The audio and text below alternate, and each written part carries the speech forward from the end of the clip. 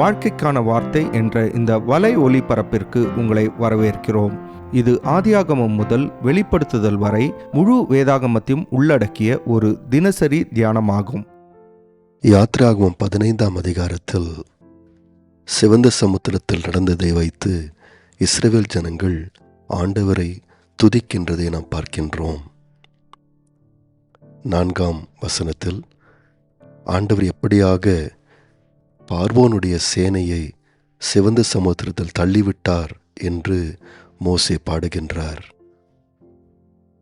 6ஆம் வசனத்தில் ஆண்டவர் இந்த பார்வோனின் சேனையை தம்முடைய வலது கரத்தினால் நொறுக்கிவிட்டார் என்றும் அங்கே இஸ்ரவேல் ஜனங்கள் பாடுகிறார்கள்.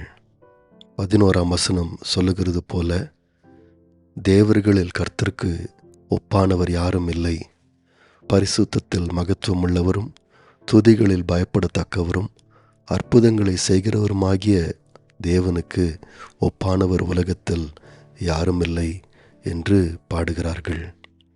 பாருங்கள், என் ஜனங்களை போகவிடு, அவர்கள் என்னை ஆராதிக்க வேண்டும் என்று ஆண்டவர் பார்வோனுக்கு சொன்னார். இப்பொழுது வனாந்திரத்தில் இஸ்ரவேல் ஜனங்கள் ஆண்டவரை ஆராதிக்கின்றார்கள்.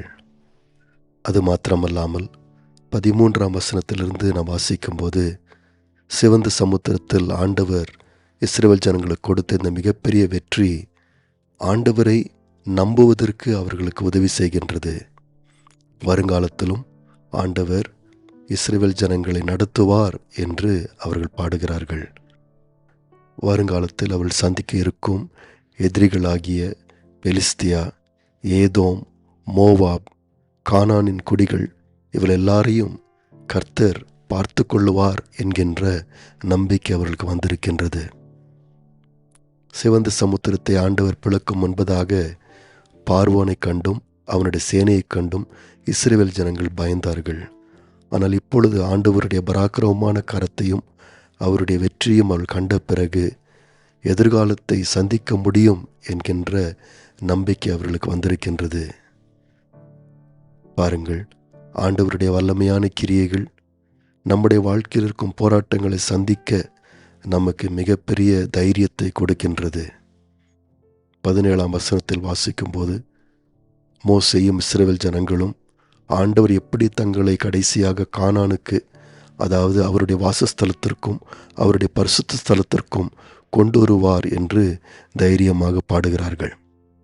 ஆனால் இப்படிப்பட்ட பாடல் கொஞ்ச நாட்கள் கழித்து இஸ்ரவேல் ஜனங்கள் வனாந்திரத்திலே தண்ணீரை கண்டுபிடிக்க முடியாமல் போனபோது முறுமுறுப்பாய் மாறினது. 3 நாட்கள் கழித்து அவர்கள் தண்ணீரை கண்டுபிடித்தாலும் அது குடிப்பதற்கு கசப்பாய் இருக்கின்றது. ஆகவே இஸ்ரவேல் ஜனங்கள் மோசேக்கு விரோதமாய் முறுமுறுக்கிறார்கள். நண்பர்களே, இப்படிதான் அநேகருடைய விசுவாச பிரயாணம் இருக்கின்றது. ஆண்டவர் அற்புதம் செய்யும்போது ஆண்டவரை துதித்து பாடுகிறார்கள். ஆனால் பிரச்சனைகளை சந்தித்தவுடனே கர்த்தருக்கு விரோதமாய் முறுமுறுக்கிறார்கள். ஆனாலும் தேவன் இரக்கமுள்ளவராயிருக்கின்றார். இஸ்ரவேல் ஜனங்களுக்கு அந்த நாளில் ஆண்டவர் அதிசயம் மறுபடியும் செய்தார். மோசேயை கொண்டு அந்த கசப்பான தண்ணீரை குடிக்கக்கூடிய தண்ணீராக ஆண்டவர் மாற்றி கொடுத்தார். அது மாத்திரமல்லாமல் 12 நீரூற்றுகள் உள்ள ஏலீம் என்ற இடத்திற்கு கர்த்தர் கொண்டு வந்து அவர்களை விட்டார். இப்படிப்பட்ட அனுபவங்கள் இஸ்ரவேல் ஜனங்களுக்கு ஒரு பெரிய பாடமாய் அன்றைக்கு அமைந்தது.